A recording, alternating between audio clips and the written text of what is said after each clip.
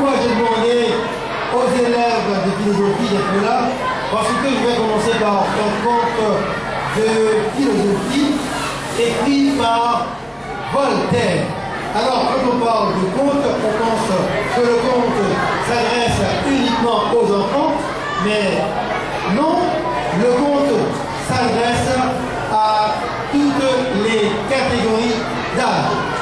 Alors, je vais commencer par un conte philosophique, c'est l'histoire de l'âne tombé dans un puits.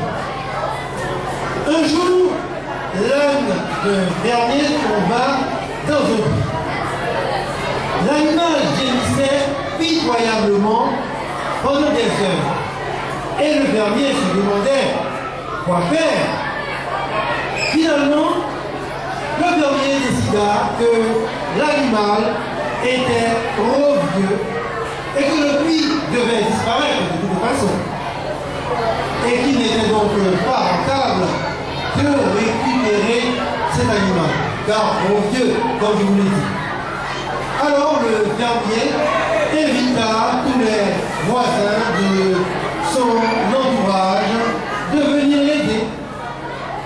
Pour l'aider, chacun, au lieu de tirer l'animal du puits, chacun prend une pelle et se met à pelleter de la terre. Quelques minutes plus tard, le fermier regarda finalement dans le fond du puits et fut très étonné de ce qu'il vit. Alors, que s'est-il donc passé? À chaque fois qu'on envoyait une pelletée sur l'animal, eh bien, il montait sur la terre et c'est ainsi, au fur et à mesure, l'âne est sorti du puits tout en trottant. Alors, qu'est-ce qu'il faut déduire de ce conte? C'est qu'il arrive fort souvent que nous sommes contraints par la vie, on jette de l'opprobre sur nous. Nous sommes submergés par des difficultés, mais que doit-on faire? Eh bien, il faut se secouer pour pouvoir surmonter les problèmes qui nous envahissent. Voilà un conte philosophique. Donc, le conte, pour entrer, le conte, c'est une histoire, c'est un récit basé sur des faits qui peuvent être également imaginaires. Le conte, chers amis, c'est tout d'abord oral. Il a pour essence l'oralité. C'est par la parole qu'a commencé le conte. Et le conte, c'est l'art du conteur. Il y a une histoire qui avait inspiré le grand inventeur américain Thomas Edison, à savoir l'histoire du roi Midas.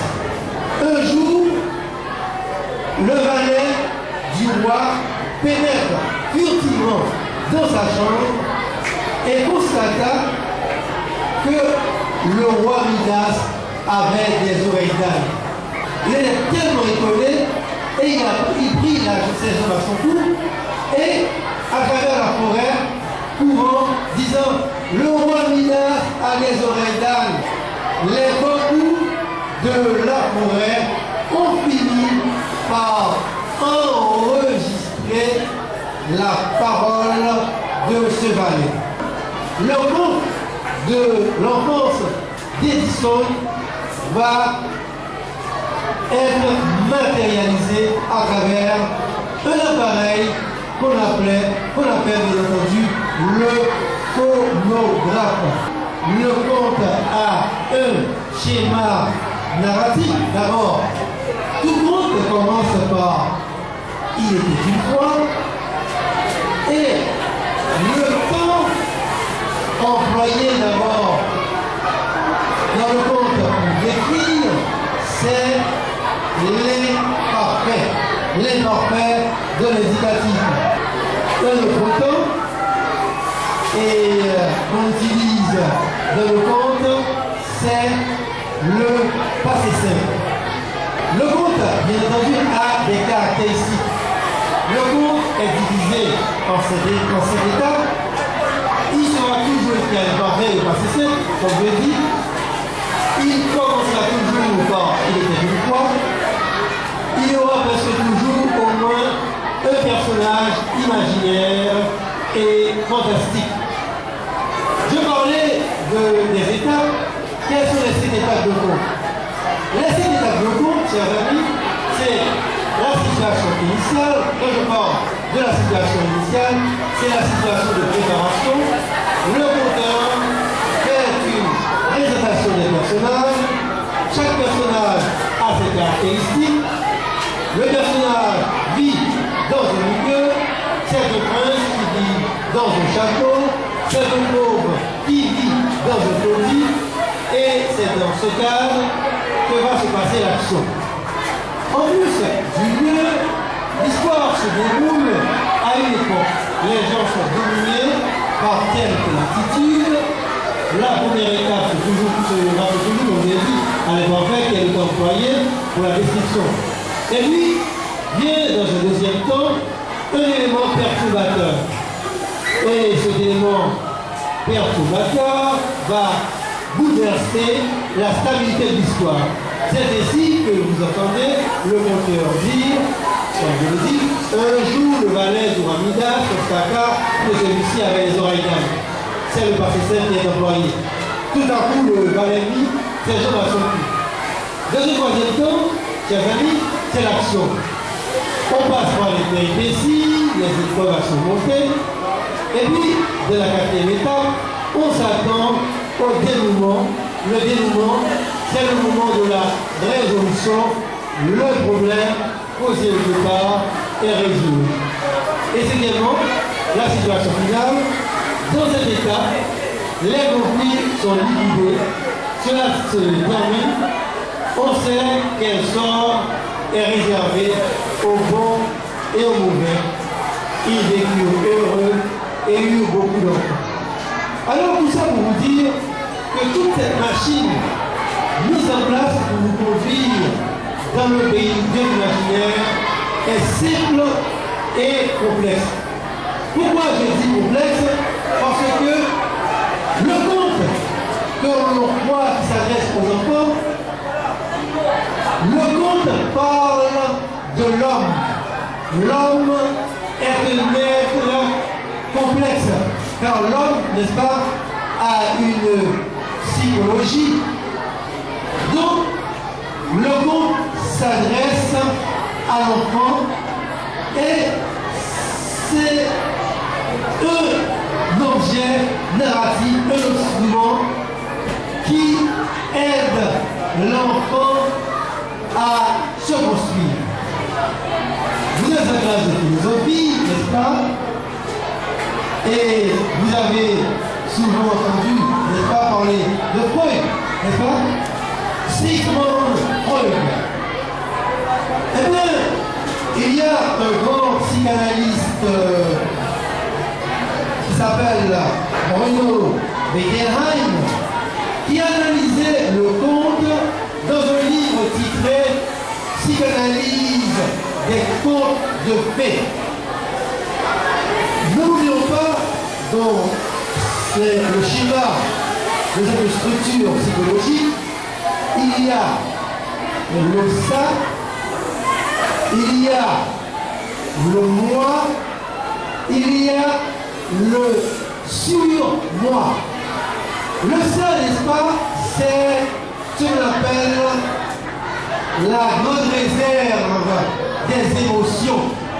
Le ça peut faire tout ce qu'elle veut. Le ça est un objet et la démesure. Le ça, pour le principe, le plaisir. Eh bien, dans le conte, d'abord, il y a certaines erreurs que va commettre le héros le héros du conte? Eh bien, c'est parce que souvent, il est au stade du sac. Donc, allant à faire n'importe quoi et d'où il va tomber dans des problèmes à résoudre. Mais ne n'oublions pas, il y a ce qu'on appelle le surmoi qui est aussi une autre stade psychologique. Et le surmoi, c'est le juge qui a les principes inhibiteurs, qui constitue des digues pour empêcher le sac de faire n'importe quoi, de surgir. S'il n'y avait pas le surmoi qui représente la société, le surmoi qui est un censeur, eh bien, le surmoi vous empêche de faire certaines choses. Eh bien, le héros du conte va passer par ce stade-là. Et n'oublions pas qu'il y a le moi qui a pour principe la réalité. Le moi, c'est le raisonnement qui résonne.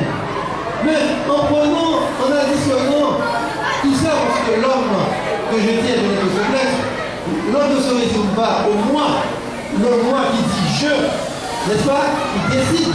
L'homme ne se résume pas au moi, l'homme c'est tout le total du moi, plus le surmoi, plus le ça qui donne le soi.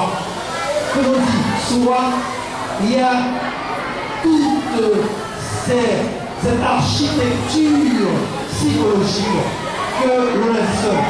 Eh bien, lorsque l'on parvient à un stade de maturité, on est plus élevé dans le domaine de la connaissance, on raisonne mieux, on va avoir une autre approche du conte.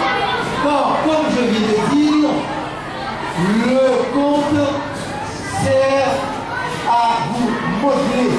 Parce que l'enfant qui écoute le conteur, le narrateur, celui qui raconte une histoire, l'enfant veut s'identifier au héros.